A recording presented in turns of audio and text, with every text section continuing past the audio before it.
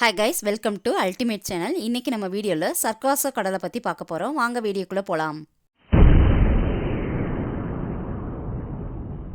இந்த சர்க்காசோ கடலானது அட்லாண்டிக் பெருங்கடலினுடைய ஒரு பகுதியாகும். இது 4 நீரோட்டங்களால் ஒரு கடல் சுழற்சியை உருவாக்கக்கூடியதாக உள்ளது. கடல்கள் என்று அழைக்கப்படும் மற்ற எல்லா பகுதிகளையும் போலல்லாமல் இதற்கு நில எல்லைகள் இல்லை. இது அட்லாண்டிக் பெருங்கடலில் மற்ற பகுதிகளிலிருந்து அதன் சிறப்பு இயல்புகளானது பழுப்பு சர்க்காசம், அதாவது கடற்பாசி மற்றும் பெரும்பாலும் அமைதியான நீல நீரினால் வேறுபடுகிறது. இது கடல் மேற்கில் வளைகுடா நீரோடை, வடக்கே வடக்கு அட்லாண்டிக் நீரோட்டம், கிழக்கில் கேனரி மின்னோட்டம் மற்றும் தெற்கில் வடக்கு அட்லாண்டிக் பூமத்திய ரேகை மின்னோட்டம் ஆகியவற்றிலுடைய எல்லையாக உள்ளது. 4ம் சேர்ந்து கடிகார திசையில் சுற்றும் அமைப்பை உருவாக்குகின்றன. கடல் நீரோட்டங்களானது வடக்கு அட்லாண்டிக் கைக்கர் என்று அழைக்கப்படுகிறது.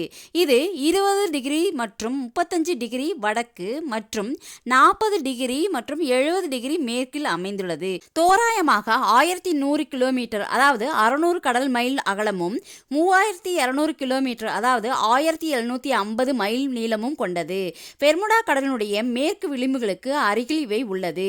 இந்த அனைத்து நீரோட்டங்களும் கடல் தாவரங்களை மையமாக வைத்து கடலுக்குள் செல்ல மறுக்கும் போது சர்க்காசோ கடலில் உள்ள கடல் நீரானது அதன் ஆழமான நீல நிறம் மற்றும் விதிவிலக்கான தெளிவுக்காக 60 மீட்டர், அதாவது 200 அடி வரை நீருக்கடியில் தெளிந்த தன்மையுடன் தனித்துவமாக உள்ளது.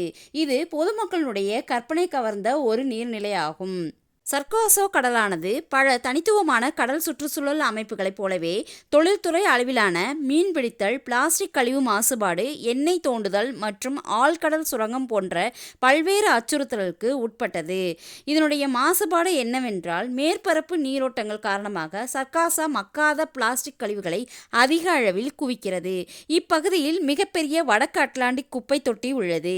சர்க்காசோ கடலை பாதுகாக்க பல நாடுகள் மற்றும் அரசு சாரா நிறுவனங்கள் ஒன்றுபட்டுள்ளன. சர்க்காசோ கடலில் பிளாஸ்டிக் மாசுபட்ட நீரில் பிளாஸ்டிக்கை உட்கொள்ளும் பாக்டீரியாக்கள் கண்டறியப்பட்டுள்ளன. இந்த பாக்டீரியாக்கள் இறுதியில் விஷங்களை சுத்தப்படுத்துகின்றனவா அல்லது கடல் நுண்ணுயிர் சுற்றுச்சூழலில் வேறு இடங்களில் பரப்புகின்றனவா என்பது பற்றி தெரியவில்லை. பிளாஸ்டிக் குப்பைகள் கடல் மாசுபாட்டிலிருந்து நச்சு ரசாயனங்களை உறிஞ்சு அதை உண்ணும் எதையும் விஷமாக்குகிறது. சர்க்காசம் என்பது ஒரு வகை மேக்ரோ ஆல்கா ஆகும். அனைத்து பாசிகளையும் போலவே இது ஆக்சிஜனை உற்பத்தி செய்கிறது. 1975ஆம் ஆண்டு ஆக்சிஜன் உற்பத்தி அளவீட்டில் மற்றும் கடலில் உள்ள சர்க்காசம் மொத்த எடையில் மதிப்பீடுகளின் அடிப்படையில் சர்க்காசோ கடல் 1 மணி நேரத்திற்கு 2.2 மில்லியன் லிட்டர் ஆக்சிஜன் உற்பத்தி செய்யலாம் என்று கணக்கிடப்பட்டது. இது உலகளாவிய சூழலில் மிக முக்கியமான பகுதியாக ஆக்குகிறது. சர்க்காசோ கடலானது மர்மத்தின் ஒரு பகுதியாக சித்தரிக்கப்படுகிறது.